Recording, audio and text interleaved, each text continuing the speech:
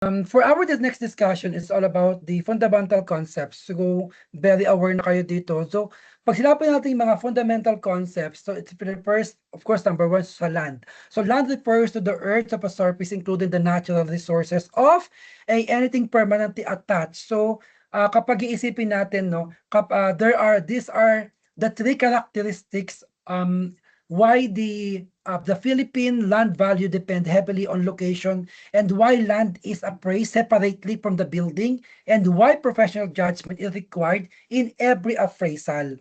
Kasi, IIU lang naman tatandaan niyo yun, no?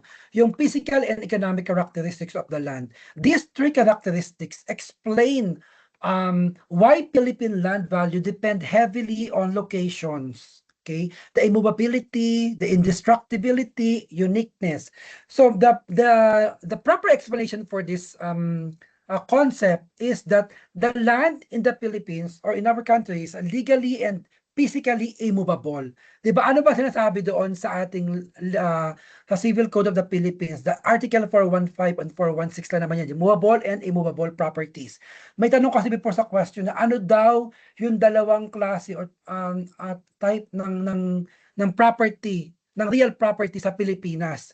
So, dalawa yung sasagot ko diyan, immovable and movable property. Yun yung question before ng na kung ano daw yung klase ng real property. Real property. So nakapaloob sa Civil Code of the Philippines sa Article 415 and classified land as immovable property by nature, confirming that land is a permanently fixed to the soil and cannot be moved. So this principle is consistently applied in Philippine valuation and real estate appraisal, where value is highly dependent on location like in Metro Manila or the provincial areas. Kapag sinabi naman natin na indestructibility, so the land in the Philippines is considered permanent or indestructible as it does not depreciate or disappear even if buildings or improvements are destroyed by natural disasters such as yung mga earthquakes or typhoons. Kaya natin tinatawag na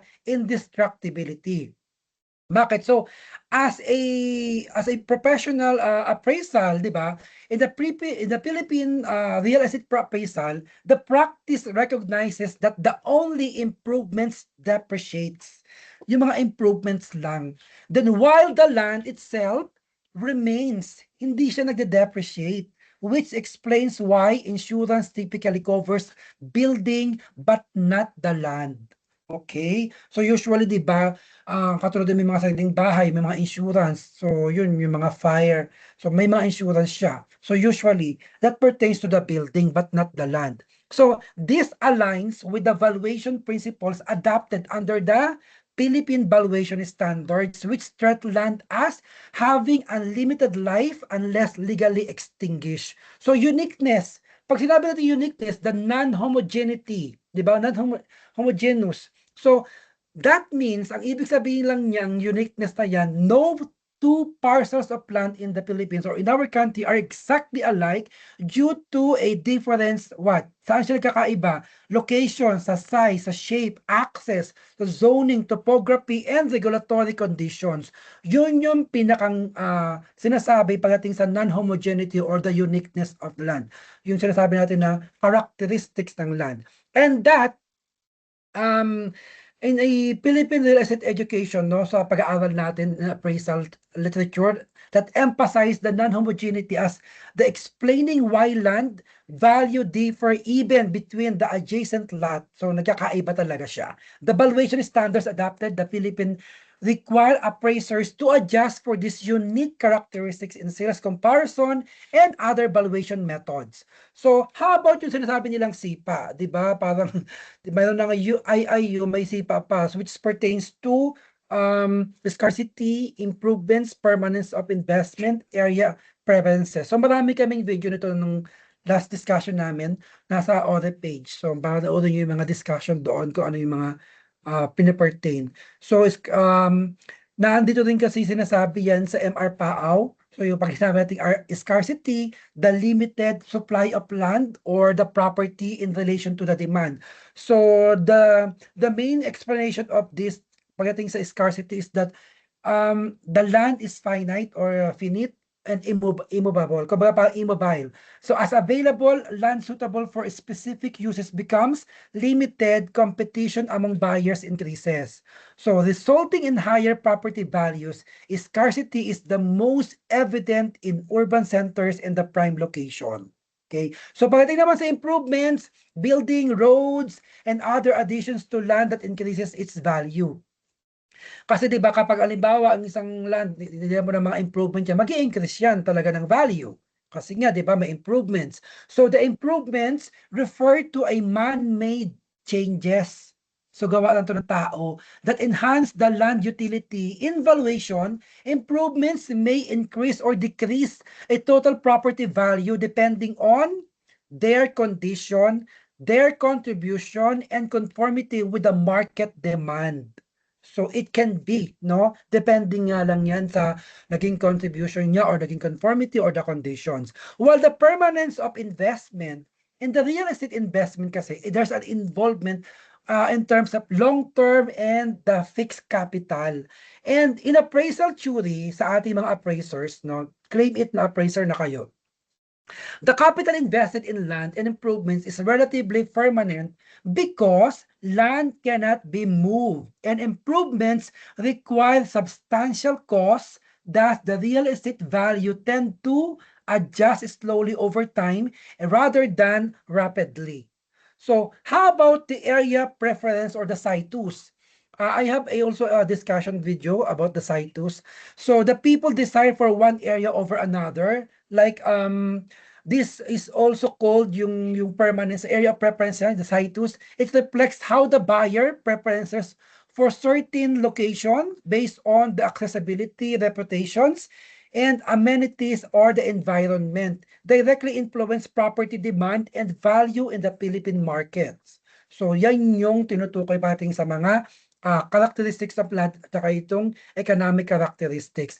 And how about the economic characteristics na sinasabi ng MR Pao? Sabi doon, di ba, the core meaning ng scarcity is land is limited in supply. No more can be created.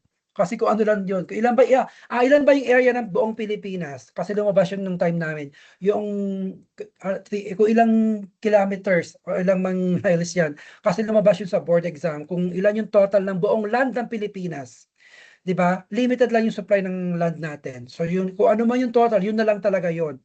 Then no more can be created. Not unless na, halimbawa sa ibang, may lumatang na malaking island dyan sa may bandang Spratly or sa bandang Mindanao or Luzon. So yun, may mga tinatawag tayo kung anong tawag doon sa mga bagong land na yan na tumubo or umusbong.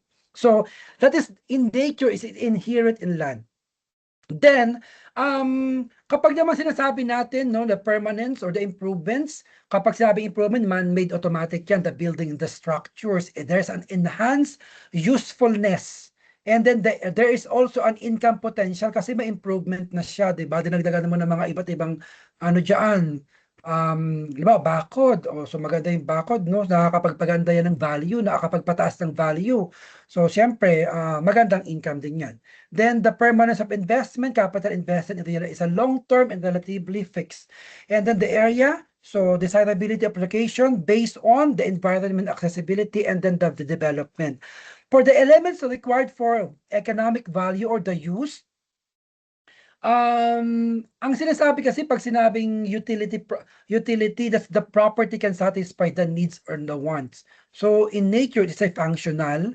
The scarcity, supply is limited relatively to the demand. And we have what we call the effective purchasing power. So kapag meron tayo, the buyers have the financial ability to pay. Kasi nga, di ba, yung purchasing power. Then the desire. Buyers want to the property and in nature, syempre psychologically, in nature talaga siya dahil desire, yung kagustuhan mo talaga siya. So the key point for you to understand this thing is that these elements explains whether a property has a value in the market here or today or kung kailan man yan. That means there is a market value. Okay? So there's always a direct comparison between these two. Diba? Yung pag tinawag natin ng sa SIPA, no, yung mga perspective, there's a property center, the buyer, the market.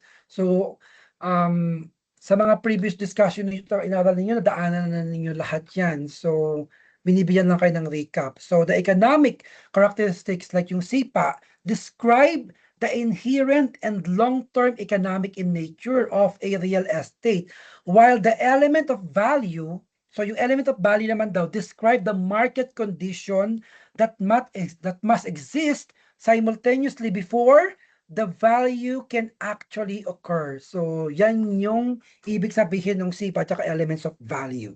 Okay? So let's now proceed to our next discussion. Paki-thumbs up kung medyo okay. Guys, pasensya na kayo ha. 7861, tama. Okay, salamat. Okay, let's now proceed to our next discussion. Siguro, ayan yung SIPA, no? Yung comparison ng tatlo, SIPA, elements of value, and then the dust. O yan, nadaanan nyo sa economics discussion. Magandang discussion namin nung nakaraan sa financial and economics. So marami kayo matutunan sa video na yun. Okay, marami pa kami example na binigay. Okay, now our next discussion is pertains to what we called yung yung mga synergistics, siguro alam nyo na yan, yung mga plottage, yung mga blanket. So, kapag alam nyo na yung mga ganito, perfect nyo na ang board exam kasi isa to sa mga lumalabas. Lalo pa, lilituhin kayo kapag may wrap around tapos may mga plottage. So, parang mamimili ka, what is the wrap around mortgage? What is the plottage value? So kapag mortgage at sa financial institution, lending, pero if you have an existing property na loan tapos mag-ask ka pa ulit ng panibago, that's what we call the wrap around mortgage. And then yung plottage naman is added value. So here, as you can see in our screen, diba, it's very simple for you to remember. The synergistic value is a value created by a specific investor's benefits. Yan lang yung tatandaan ninyo dyan. Kasi it pertains to what? Diba? Kasi ang description kasi ng synergistic value is an additional element to the value created when two or more assets or there's an interest are combined. So combination na siya, no? So ngayon, the distinction of this is that it differs from the others because it depends on the specific investor's expectations and synergies. It is not the same as the market value. Okay? So, yan yung pinakang difference niya. So, how the value arises, pag sinabi nating synergistic value, no? The value arises because the combination of the assets produces economic benefits not achievable when assets are held separately. So, kapag meron tayong specific investors, so this gonna be pertains to the synergistic value. So how about the plottage? Yung sinabi ko kanina, it is the increase in value no kapag pinagsama where the two or more adjacent land parcels are assembled into a single large parcel. So, halimbawa yung dalawang value ng property, may 2 million, may 6 million. If you put them together, so less lang yung medyo cost niya, so magiging mas malaki yung value niya, 'di ba? Kasi pinag-combine mo siya together. So put into a single larger parcel of land. And then unlike sa synergistic, 'di ba? Sa synergistic, the plottage value is recognized by the general market, not the buyer specific. Kasi ang synergistic, there is a specific, pero kasi isa general na yung percentage sa plottage. So, it results from a physical assembly and not the valuation treatment. So, the value arises because the assembled parcel has a greater utility and a more intensive or profitable highest and best use. Okay? So, yun yung ibig sabihin ng plottage. How about the blanket value?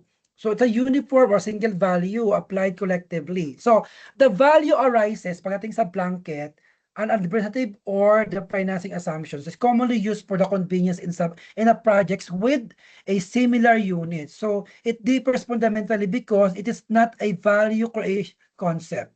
Okay? It does not produce additional value at all, but averages or generalizes the value. Now, ang tatandaan lagi natin kapag blanket value, value assigned collectively for convenience and not for economic enhancement. So ano again ang blanket value? The value assigned collectively for convenience and not for economic enhancement. While the plattage, ang tatandaan lagi natin sa plattage is that the value created by land assembly recognized by the market. So yun yung combination. Kapag pinagsama mo na siya, mas malaki yung value niya. While the synergistic is specific investor benefits. So tatandaan nyo lang yung tatlo na yan and you can mape-perfect mo yung part ng exam na tinutukoy sa ganitong klaseng value. Okay? So synergistic value, ano ba example nito? Sige. Like for example, there is a national supermarket chain buys a small neighborhood.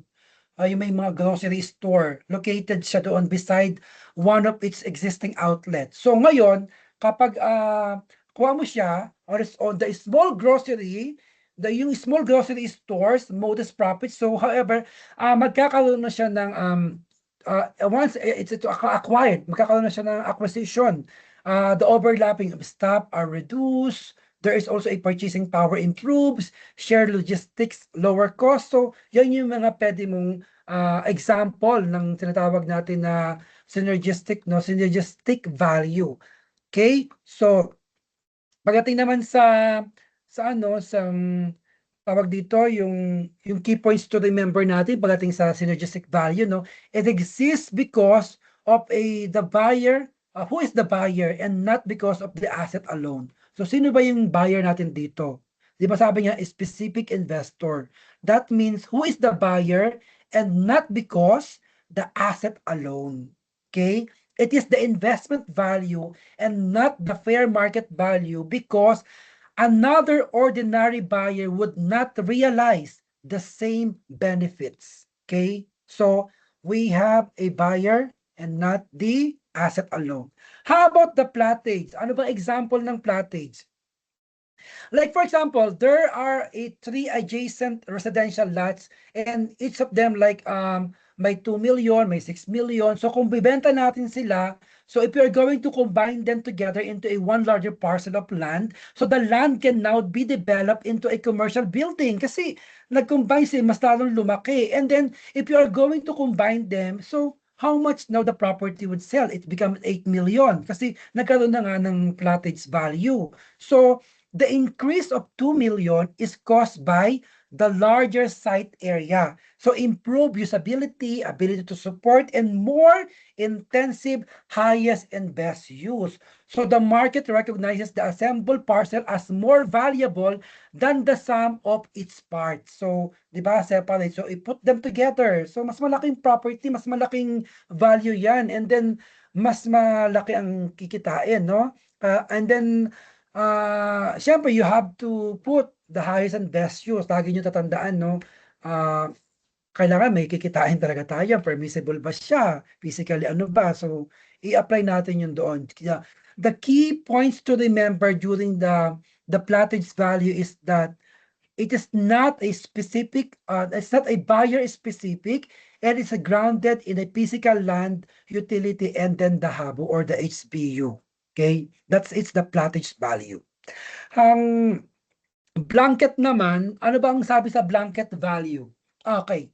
The condominium developer assigned, for example, the same value of like, for example, 5 million and to all studio units sa isang building for a loan approval. So even though some of the units have a balcony views, mayroong other face wall, may mga iba't ibang floors, area is slightly different from the others.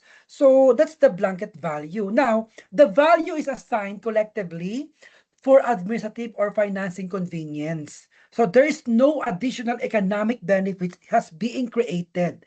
Individual unit difference are ignored. So unlike the plattage at saka doon sa synergistic value sinasabi ko, there is no increase in utility. There is no new highest and best use. There is no buyer specific advantage, di ba?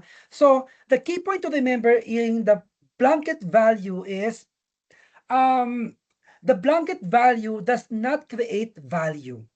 Okay? It merely generalizes the average value. Okay? So, yun yung pinakang ibig sabihin niya. So, tandaan natin na ang blanket value is the single total value assigned to a group of a properties or asset treated as one unit rather than valued separated. Okay? So, yan yung pinaka-importante. So, to recap this three value, pagdating sa synergistic or synergism, the value increases because of components work better together. And then pag the plattage, the value increases because adjacent lots are assembled. Kapag naman blanket value, one value is given for multiple properties as a group. So yan lang yung pinakang importanteng tatandaan natin sa tatlo na yan. Okay? Increases, increases, increases yung dalawa. Pero pag blanket, one value is given for a multiple property as a group. Okay? Paki-thumbs up kung medyo naintindihan yung tatlong value. So we can proceed now to another topic. Okay? Let's now proceed.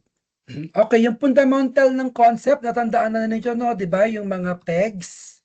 So, ay, by the way, ibigyan ko lang kayo ng definition mga pala ng wrap around kasi lumabas din to sa board exam. Wrap around, tsaka ano ba yung sa financial na IFRS? IFRS 13 ba or 17? Pakihanap nyo na lang, guys. By IFRS 13 ata. Basta yung mga financials, IFRS 13, paki-double check nyo na lang po kung ano yung tinutukoy ng IFRS 13. Alam ko 13. Sino pwede paki-check? Baka kamali. May paki-check naman, IFRS 13 ba o 17? Kasi lumabas to eh. Ayun, tama ako. O diba, sinerch ko siya. IFRS 13 defines fair value, sets out a single framework for measuring it, and outline disclosure requirement for those measurements. It does not dictate when to use fair value, but rather how to measure it when another standard. So, ayan, yung key principle ng definition ng fair value, it is the price that would be received to sell an asset or paid to transfer liability. So kaya pala sinama sa time namin itong IFRS 13. Guys, ewan ko lang sa inyo, sa amin kasi may IFRS 13. So hanapin ninyo ang IFRS 13 kasi mabuti na lang nasagot yan. Okay? So, yung wrap around mortgage sa sinasabi ko, it is a financial or financing arrangement where a new mortgage includes and wrap around to the existing mortgage. Kaya parang kasi ang question sa amin sa board exam nung kasi nag-take ako ng board exam lang last year lang, 'di ba? So medyo fresh pa. So, ang tanong sa amin doon, si Pedro daw, ang ginamit ang word Pedro ha, si Peter, sabi niya, may utang daw siya. Ano senaryo yung question? Kaya ang sagot ko doon, wrap around mortgage, kaya tama ako doon. May utang daw siyang ngayon, nangungutang siya ngayon. Gusto daw niya ulit mangutang dahil may babayaran siyang isang property. So ngayon, ang merong may mga bank pang ek doon kasi ang haba ng question eh. Tapos sagot wrap around lang pala. So may utang si Peter tapos gusto niya ulit mangutang. So ano daw ang tawag doon sa mortgage na yun na gagawin ni Peter, ni Pedro? Peter ba is Pedro? Tama. Okay, so may gagawin siya, umangungutang siya ulit. So, since na ang wrap around is pertains to may sa existing utang ka at mangungutang ka, so that's the correct answer. Tama ba ako, guys? Guys, so yung bakit thumbs up? Kasi nga, yun yung question. Ang scenario ang question sa amin. So may utang siyang existing, tapos mangungutang daw siya ulit. So naalala ko noon is a wrap around mortgage. So tama ako doon. Okay? So sa plattage naman, hindi siya hindi siya financing The plattage value, it pertains to the increase or in value created when two or more adjacent parcels are combined into a larger tract. So yun. Okay? So ang pinaka-purpose kasi ng wrap around mortgage is used to facilitate the property sales and financing when existing loan remains in place, while the plattage value naman, it measures the added value resulting from assembling contiguous parcels. So yan yung pinakang purpose niya. Okay? So here yung pegs, huwag nyo kakalimutan, ay think yung pegs na yaan ay mga 4 questions lang naman. Is particularly doon sa, ayan, yung sa economic. Sa economic, tapos yung may environment na question. So lumabas kasi yun, yung part na yun. Okay? So wag niyong kakalimutan yan. Ha? Okay. So pag sinabi nating mga forces influencing the value, yung pegs, no? The property value is shaped by the combined interaction of a physical conditions, economic realities, mga governmental control and social trends. Diyan papasok yung 4 na yan sa question sa board exam. So parang bibigyan lang kayo ng scenario na pagdating sa government, ano yung mga control, ano yung mga ginagawa niyan. So alam nyo naman, ang malilito lang kayo siguro pagdating sa social, kasi medyo may pagka-family related yung sa social at saka sa economics. So yung lilituhin lang kayo sa question na yan. So kailangan medyo matalas yung inyong critical thinking at saka yung analytical ano ninyo, ha. Kasi yan, yung mga mahina sa math, katulad ko mahina sa math, bumawi kayo sa critical thinking kasi dyan lang ako bumawi. Okay? Yan lang ako bumawi sa analysis. Okay, now kapag sinabi nating physical, 'di ba? Yung mga physical na affecting to value, yung mga physical forces, yan yung tinutukoy natin pagdating sa natural and man-made characteristics. So yan, naandiyan na sa screen nyo, screenshot nyo na lang yan. Okay? So hopefully matandaan niyo yan kasi ang marami diyan yung economics and social. Government kasi hindi sila nagbibigay masyado, I think, kasi obvious kapag sinabi mga permit, mga laws code, o government na yan, di parang parang bonus question. So syempre, mahirap ang exam, dun ako sa social. May pagka-family related, community, populations, yan, dyan papasok yung mga mahihirap na mga tricky questions na akala mo economic or social ang sagot, pero social pala yung sagot, di ba? Meron pa yung mga factors na may mga factors din sa value ng yung parang basta family siya related yung social. So alamin niyo 'yon, kailangan alamin ninyo how the social affect the value pagdating sa mga family relations at saka populations. Yan, alamin niyo yung ganung bagay. Okay, let's now proceed to our next discussion. Ito yung sinasabi ko pala kanina.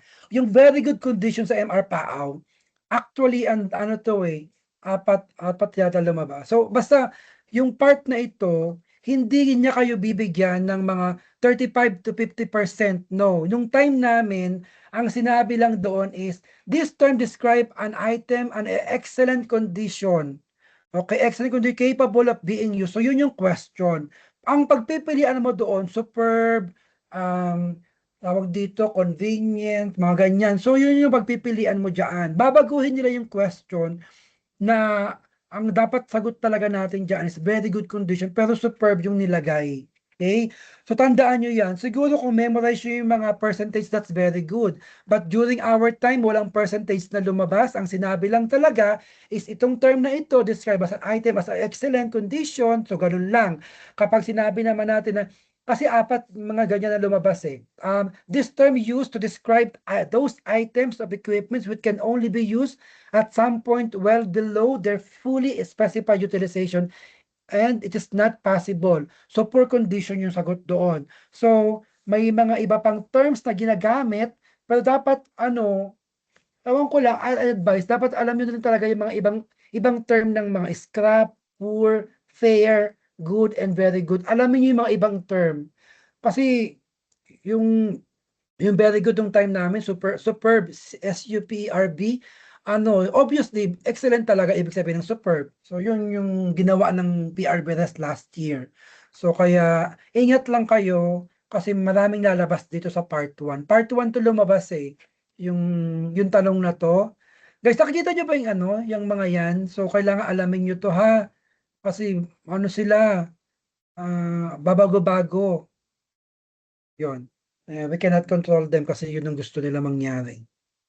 Okay, next, our discussion. Ito naman, siguro aware na rin kayo, no, in terms sa, kasi marami ding lumabas dito, especially sa mga ownership. Ang Ang dami. Siguro sa family code, ang lumabas ng family code namin is ganito. Senaryo siya, tapos may paghahatian. So ganito 'yan. Halimbawa si Maria may isang property ng 2,000,000. Iba ang gulo talaga ng question. Tapos meron siyang hahatian na kapatid na si Pedro na ang part 2,000,000 yung kanya, ang worth is 2,000,000. Tapos si Pedro, si Pedro ang ginamit percentage niya. Ginawa so ang share ni Pedro ay 30%. So nabago yung parang, naikot yung utak mo dun. May 2,000,000 ang pagmamanahan nila, tapos 30% mapupunta daw kay Pedro. Tapos magkano daw yung magiging value kapag inano na kapag pinasok na yung mga taxes, magkano yung capital gains tax. So papasok na ganun agad yung senaryo. So alamin ninyo agad, i-separate mo na agad yung kung magkano yung kasi apat na question yun. Magkano na pupunta kay Pedro kung 30% 2,000,000? Is it ile-less ba muna doon yung mga taxes? So may mga ganong klaseng matinding senaryo. Wait lang, Sir Danny.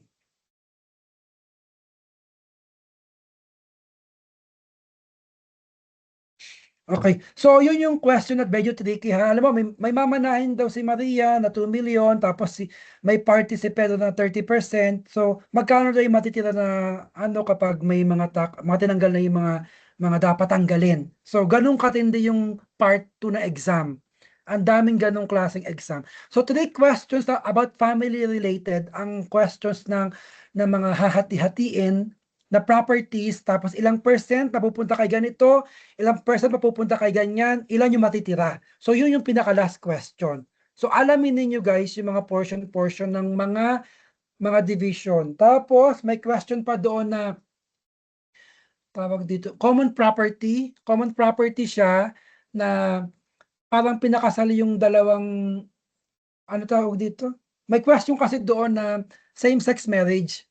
Same-sex marriage siya sa civil code. So parang meron ba silang karapatang hatiin yung property? Pero ang sabi doon is, ang sagot ko doon is co-ownership lang, which is wala naman kasi talagang karapatan na yung alam mo yung conjugal property sa mga same-sex marriage. So ang sinagot ko lang doon is co-ownership lang sila parehas. So yun, yun may ganung klase. Ewan ko lang sa part ninyo ha, kasi sinishare ko lang yung parting sa mga family code na lumabas yung time namin. Kasi ganun mag-isip yung PRBRS, yung guguluhin ba yung utak mo. So, pero kung alam mo yung concept ng absolute community property, yung mga ganyan. Okay. So let's now discuss the right and interest pagdating naman dito sa real estate, yung mga ownership, subject, statutory. So very obvious to yung ownership, as per the civil code, nakalagay na yung mga legal basis, daanan nyo na lang yan. Social function, mga easement. Pag ilamin natin yung mga ownership, it is the independent and general rights of a person to control a thing, particularly in real estate property. So yung mga legal basis natin, nandiyan na, mga Article 427, baka lang may mga ganyan. So, pagdating naman sa mga rights included in the ownership, yung mga jus utendi, yung use to enjoy, right to use, right to enjoy, may mga lumabas din, mga isang piraso lang. So, lumalabas pa rin siya.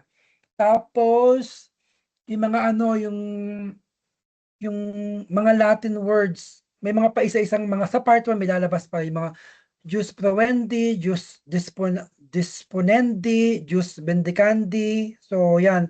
Kahit pa isa-isa yan, alamin nyo rin kasi sayang yung 1 point. Baka ika-top 1 mo na, naging top 2 ka na lang. So, alamin nyo yun. So, yung ownership, tandaan natin na the ownership is not absolute kasi ownership is subject to statutory limitations, subject to the public interest and social function. So, the legal basis of this, nalagay ko na dyan, Article 428, 429, 431. So, yan yung mga ownership is not absolute. Okay? Yung mga landowner cannot construct a building that violate the zoning ordinances or block the legally required easement even if the land is private owned. Wala talaga nagsasabi na absolute ang ating mga property. Hindi siya absolute, okay? Yung mga justification, yung mga ownership must yield to a police power and the public welfare. Okay? Pag kinondemn yan ng government, wala kang magagawa. So, kapag naman yung condemnation na yan ay hindi ka satisfied, pwede ka mag-file ng case, inverse condemnation ang tawag doon. Halimbawa, ang tingin mo, hindi ako binayaran ng tama ng gobyerno, dapat 10 million to, bakit 8 million lang? So, inverse kang din. So, pwede ka mag-file ng ganong cases. Okay? So, yung mga meaning ng usufruct, alamin nyo kasi may lumabas din sa usufruct na exam. So, yung usufruct kasi is the right to enjoy the property of another with the obligation of preserving its form and substance. So, kumbaga parang nasa yun, nakapangalan na yung property dun. Halimbawa sa anak niya, pero ini-enjoy pa ng totoong may-ari yung yung property. 'Di ba? Kumbaga the characteristic kasi nito yung temporary real right that belongs to the usufructuary and then the ownership remains with the naked owner. So dun pa rin talaga siya pero ini-enjoy niya yung fruits. So the rights of usufructuary, yung use the property, receive fruits by natural, industrial, or civil. So alam nyo naman yan, di ba? Yung mga rental. So yan yung mga fruits na tinatawag. Yung mga lease, the property subject to the limitations. So alamin nyo rin. And then the obligation of usufructuary, they preserve the property, make the ordinary repairs, return to the property upon termination. Kaya nga sabi ko, example niyan is yung father, for example, nag-donate ng property sa kanyang anak, but reserves for himself the usufruct during the lifetime. So, the child owned the land, pero yung tatay, ini-enjoy pa rin yung fruits, yung mga rental, yung mga income. That's the usufructory. Okay, so yung mga easement, mga servitudes, alam nyo yan, kasi may paisa-isang lumalabas pa rin dyan. So, madali na lang sa inyo yung kasi dunaan nyo sa broker exam. So, yung mga easement, yung encumbrance, yung imposing ng mga impose upon the immovable for the benefit of another immovable or the person. So may question kasi diyan na yung parang ano yung question sa amin nun sa mga immovable property, yung easement parang RA 10752. Yan, aralin nyo kasi ang daming lumabas sa part na yan sa right of way ba yun? Right of way, RA 10752. Ang daming lumabas dyan talaga. So, I can say 5 to 6 items lalabas dyan. Okay? So, alamin nyo yung right of way. And then, ano ba yung mga easements? Legal easements required by law kapag legal. Kaya nga legal. So, kapag naman voluntary easements created by agreement. So, kapag voluntary, agreement lang yan o usapan lang yan. Pero kapag legal, kailangan ng batas. Okay? So, yun importante. Right of way, kapag sinabi natin yung mga right of way sa access to the public road. So, right of way. So, kapag mga drainage, yung mga flow of waters, light and view, restrictions and openings, mga party wall, shared wall, aqueduct, yung mga passage of water. So, yan, nakalagay yan. Kaya nga sabi ko, importante na aralin nyo ang buong 10752 kasi 5 to 6 items lalabas dyan sa part na yan. So, kailan niya na enactment? Yung 10752. Di ba yung 10752 is the way, yung Right of Way Act, yung facilitates the acquisition of a private property for a national government infrastructure project. So, alamin nyo rin yung mga projects ng governments, kasi ang daming lumabas, mga tatlo, yung mga CALACs, ganyan. May ano yan ano daw yung ginawang project na from Cavite to Kanyan, Cavite to Tutuban. Yun, Tutuban ba? O tama, Tutuban. May word na ganun Tutuban ang word sa amin. Dalawa yung lumabas doon. Anong expressway daw yung dinaanan na yon at ano daw yung metro na tawag doon. So yun yung question sa board exam ng time namin. Kaya alamin nyo yung mga government projects kasi importanteng malaman nyo yun. Kasi nung time na yun, parang nanguhula ako, ano ba itong project na ito? Yun. Tapos may question doon na yung kay Duterte, yung mga projects sa Duterte, yan, may ganung lumabas sa mga projects. Wala lumabas kay BBM. Lumabas kay Duterte, mga dalawa. Tapos, ano daw yung batas na pinirmahan ni Duterte nung time na yon? Basta mga 5 digits na yan, mga Duterte law na yan, mga 10912, yan, mga part, mga ganun, mga 5. Kasi may mga ibang digits doon na 4 lang, so yun, may 3 lang, may 2, so may ganun. So pag 5 yung digits na yan, ang mga Duterte projects na ito, ang mga Duterteng batas na ito, yun yung mga tanda ko noon eh. Okay? So, for example, ng mga right of way, yung mga landlocked property owner demands a right of way. Di ba yung mga landlocked property owner, lagi demand dyan ng mga right of way over the neighboring lot to access the public road. So, may karapatan yung mga yan kasi nga, binabanggit yan lagi sa civil code. Di ba? It allows the landlocked right of way under the Article 649 yung pagdating naman sa mga pagbabayad ng mga payment of indemnity. So, alamin niyo yung 10752, ang daming lumabas. I'm telling you guys. Hindi kayo magsisisi pag na-memorize mo yung batas. Basahin niyo lang naman yan. Marami. Bakit? May time pa ba kayo magbasa? Kasi 4 days na lang. So, yung mga limitation of property, police power, yung mga property of rights, mga limited by the police power, eminent domain, taxation, easement, and restrictions. Yan yung mga kailangan yung malaman pagdating sa mga limitations on the property rights. Yung mga legal basis natin, yung mga public dominion, public property ownership. So, alamin niyo yan. So, ownership, usufruct, easement, and the social functions. That's the most important for you to know in terms of this. Kasi at least may 5 questions, ang laking bagay. 'Di ba? Kung dahil sa 5 questions, 74.9 ka lang, hindi ka pasado. Kailangan 75 pataas. Kasi yun ang threshold, yun ang batas. Sabi sa atin, kailangan maka 75 pataas, pasado ka. Pero kasi may kaklase kami, kaklase namin sa brokerage, 74.70 siya or something, hindi siya pumasa sa exam. Kasi 74.70 ang average niya. Dapat 75, di ba? So, yun nga. Okay? Next, our discussion is the core concept. So, alam niyo na din pala to, no? Yung mga ownership na discuss na natin. Ayan pala, meron pala ako dito. Ba't di ka pinapakita? Okay, ownership, yung ownership is not absolute. Rights included in the ownership. Ayan, pati mga article, di ba? So, yan yung mga natutunan ko nung nag-aaral ako ng mga ng constitution at saka Consti, yan. Marami akong natutunan sa Constitution 1 and 2.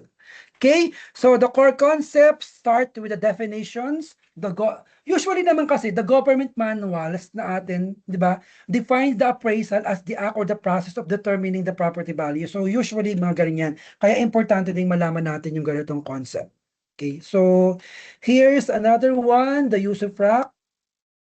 Ano pa itong meron akong, meron pala akong mga legal basis na kinuha na na-discuss ko before. So, alamin, baka, naman, hindi naman siya ma-article kasi pang na to eh. Kaya lang, alamin nyo lang yung concept ng use of frac, alamin nyo lang yung concept ng, na ownership. So, importante lang naman yun. Hindi nyo kailangang i-memorize yung mga, kaya ko lang naman dyan nilagay yung mga legal basis para may credibility yung tinuturo ko sa inyo or dinidiscuss ko sa inyo. Na saan ko nakuha, hindi yung nagbukas na ako ng bibig dito magdadaldal na wala akong legal basis. So that means yung legal basis na nilagay ko diyan is the credibility of our discussion. Okay? So yan yun. Okay, so let's now proceed. I think malapit tapos din si Ma'am Rima na, no? Easement, mga servitude, meaning of easements, kasi may mga, ang daming easement kaya, right of way na lumabas, mga light view, yung mga ilang meters yung poste, nabasa nyo na ba yung PD 957, tsaka BB 220, tinuro ko na yan sa inyo last ng discussion natin, yung ilang meters yung poste, yung light and view, mga party wall yan, nandun yan, kasi na-question yan doon. Ilang meters yung yung ba yung mga boxes ng mga flowers sa mga ganun, yan, alamin nyo yan kasi lumalabas din yan mga ganyan. Social functions, yan. Okay? What else? Limitation on the property rights, yan, police power, eminent domain, taxation, easement, yan yung mga limitation ng property rights. So the core concept, yan, di ba natandaan nyo na yung ating last discussion pagdating sa mga core concept ng real estate appraisal. The core concept, yung it is also defines yung mga per market value, what else? The HABU, discuss kanina HABU. The fair market value is a practical terms, willing buyer, paulit-ulit na rin. The highest and best use. These are the frequently tested because they explain po Pwede pa balik yung slide kanina.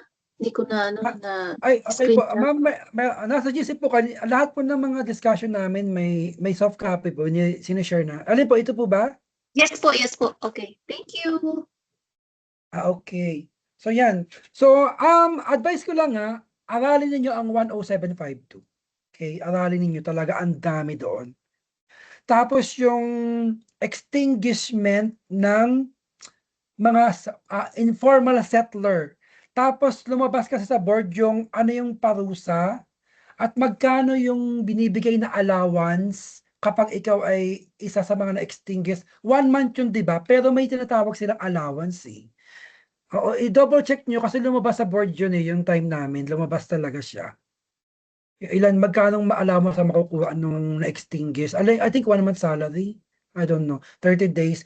Tapos yung sheriff, guys. Kasi may tinandaan ako dyan eh, 6,000, 6 years, ganyan, 6. Tandaan nyo yun, lumabas kasi yun, ano daw yung parusa or yung punishment. Lumabas yung time namin doon. 6,000, 6 years, mga ganun. So, hindi ko na nakalimutan ko na. Okay, so next. The core concepts, very obvious, paulit-ulit. Kaya sabi ko nga, this is the most probable concept na lumalabas sa board exam. Okay? So, yan.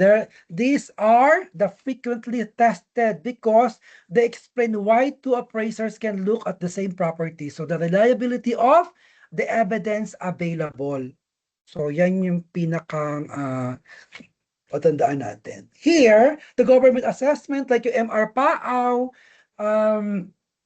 the MR-PAAW, no? Even if you are practicing privately, the exam coverage includes the government assessment, principal taxation, and the MR-PAAW. It is a central reference in that area. So it defines the assessment level, like the percentage applied to the market value to determine the taxable value, assessed value, the market value multiplied by the assessment level.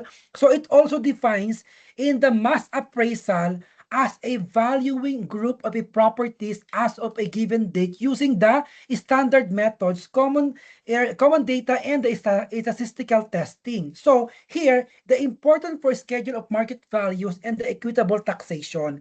It is separately for transfer tax, the practice awareness to the Bureau of Internal Revenue. It maintains a public portal for a zonal values of a real properties, which the exam can reference at least conceptually where to find them and what they are used for in a real estate transaction.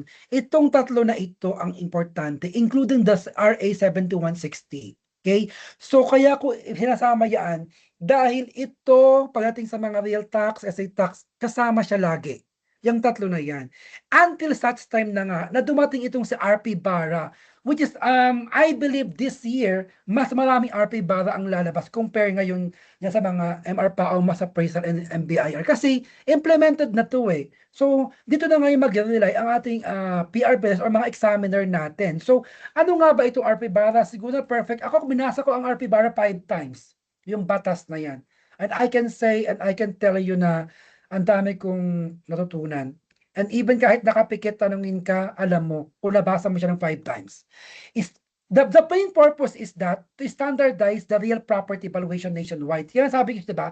Kung may appraiser ang bangko, may appraiser ang assessor, ang mga government, now we have a uniform nationwide property valuation and adopt market value as a single valuation base, separate valuation from the taxation, and improve the equity, transparency, and revenue reliability. That the implementing rules and regulation or the IRR were approved in December 2024 and it took effect on January 2025. So, kailangan ninyong malaman na itong RP Bara na ito is mas maraming bibigyang pansin, I believe, this year. Sa palagay ko lang kasi compare last year, sa amin kahit isang RP Bara walang lumabas. Kasi ang exam namin sa Saudi, dito kami sa Middle East nag-exam. So sa inyo, tinanong ko yung mga exam dyan sa Pilipinas, ang daming lumabas sa guidance note. Halos ginawan ko ng memo ng rhyme, ang kanta, ang guidance note, 10 o 12 yan. So, pero wala lumabas sa amin. Sa kanila, sa Pilipinas, maraming lumabas. Mga 3 ang lumabas. Diba? Ginawa ko pa ng kanta yan, bali PMA intangible, PP. So para ma-memorize ko yung buong guidance note, GN na 1 hanggang kung ilan man yan. 15 pala, sorry. So walang lumabas. Sayang yung kanta ko. Nag-compose pa ako ng rhyme na parang pambata. So yun yun. Way back to RP Bara. RP Bara in relation to the assessment level of Armar Paao, the market value from the schedule of fair market value or SMB. So the assessment level, the percentage by property class set by the ordinance, and then the assessed value. So meaning the assessed value equals the market value multiplied by the assessment level. So RP Bara does not abolish assessment level. Okay, tandaan nyo. It is not abolish the assessment level. Assessment level and tax rates remain within the LGU taxing powers. Okay? Tandaan ninyo po yan. What RP Bara changes? So, ensures that the market value in the SMB is credible, the current and uniform, and then the mandates that the SMB be regularly updated, market-based, developed using standardized. So the assessment level is still comes after valuation. So RP Bara fixes the valuation base. So ang nangyari, here, the RP Bara and the mass appraisal is a very important in this concept because mass appraisal is the central to RP Bara. Okay? RP Bara. So mass appraisal is the central to RP Bara. So there is a legal recognition in this part, which is the RP Bara institutionalizes the mass appraisal as the standard approach for preparing SMB or the valuation of a group of a properties. There is as of a given date. There's also what we called the using of the standard methods. We have the common data. We have the statistical analysis and then the testing. We have also this also called as the directly mirrors from the mass appraisal textbooks used in a professional exams. So ang nangyayari, who does it now? Kung parang nasaan na siya, ano ba yung mga ginagawa? So RP Bara, LGU must create the RP Bara. So I mean, the real property valuation unit. Di ba meron ako doon nilagay sa previous discussion natin na anong batas yung Academy Tax, Real Property Tax Academy or so kailangan ninyong maalamin yun kasi nga doon lahat magse-seminar or mag-training ang mga current assessors ng mga LGU saka yung mga ibang appraisers. So yun, basahin niyo yung part na yun. And then the valuation functions are separated from the tax collection oversight by the BIR or the BLGF through its new real property valuation service. So there is an RPVS. So yung RP Bara formalizes mass appraisal as the official method for equitable taxation, replacing inconsistent manual or politically influenced valuation. Bakit sinabing politically influenced valuation? Syempre pag sinabi ni governor na ilagay mo ito, di yun na yun. Tapos diba kumpare niya pa yung assessor ng munisipyo, di patay na. Yun. So that means, what I'm trying to say is, the RP Bara formalizes mass appraisal as the official method for equitable real property taxation, replacing inconsistent manual or political influence valuations. Like we have also like yung mga statement cite in the legal basis, like for example, the bank, the pawn shop, the private institutions, the statements also, these are the part and parcel na ginagawa ng mga appraisers, even mga appraisers pala no kasama doon sa mga pawn shop. Okay, so that means as you can see here in our screen, the real property valuation and assessment or the Reform Act ng RP Bara formally institutionalizes the mass appraisal. Yun lang yun, as the official method of valuing real property for taxation. Okay? So the local government or the LGU prepared the SMB, sino nagpe-prepare the SMB using varying methods like yung valuations, manual, yung mga valuations were often yung mga manually determined, outdated, mga uneven across LGUs. So in some cases, valuation may influence or was influenced by the local political or revenue consideration. Grabe, parang may galit ako sa mga politiko, sa mga no, local government. No, because that's the truth na nangyayari, di ba? So in conclusion, the RP Bara as formalizes nga yung mass appraisal as the official method for real property valuation by requiring the SMB to be the market-based as the standard-driven and is statistically supported. So this reform replaces inconsistent manual or political influence. Grabe no, talagang very certain yung sinabi, inconsistent manual or politically influence. Ang sakit, 'di ba? So kawawa na yung may mga politiko. Sana totoo yung mangyaring ganito. Now, before RP Bara kasi, 'di ba? The LGU use SMBs, BRR use zonal value. So the result, there are multiple values for the same property. Now, because of RP Bara, after the RP Bara, the SMB becomes the single valuation base for all government purposes, and then the other agencies, including the BIR, are expected to align towards SMBs. Now, the zonal value still exists during the transition, but no longer the policy goal. So, nag-exist lang siya kasi may transition. So, siguro matatapos yan. So that's why maraming kailangang appraisers ngayon dahil nga sa ganyan na transition. Siguro patapos na, 'di ba? 1 year. I don't know kung tapos na. Now, for exam purposes, know what the zonal values are. So you should know that they are issued by the BIR, that they are commonly used for capital gains tax, DST, transfer taxes. So yun yung mga importanteng tandaan ha. And zonal values represent the parallel valuation system that RP Bara was designed to rationalize and eventually harmonize with the SMBs. So, centralized na siya. Mapabangko yan, private, government, centralized na siya.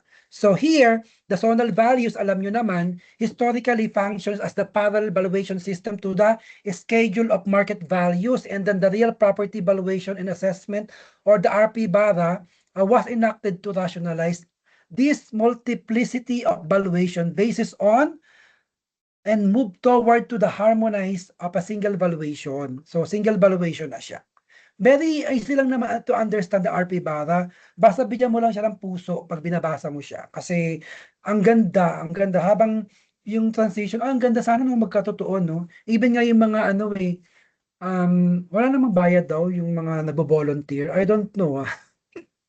So, RP Bara retains the existing real property tax computation under the local government code, but reforms the valuation system by adopting a single market-based schedule of a market value prepared through a standardized mass appraisal in accordance to the Philippine valuation standards. And now the RP Bara does not change how real property taxes are computed because assessment levels and tax rates remain governed by the local government code.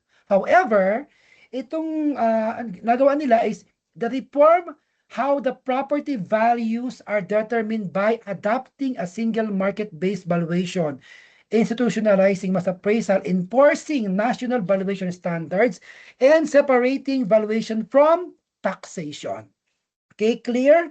Paki-thumbs up kung clear, ang ingay ko. So okay lang po na intindihan ni RP Bara, yung concept ng RP Bara, no? Yan, di ba? Yung before and after ng RP Bara.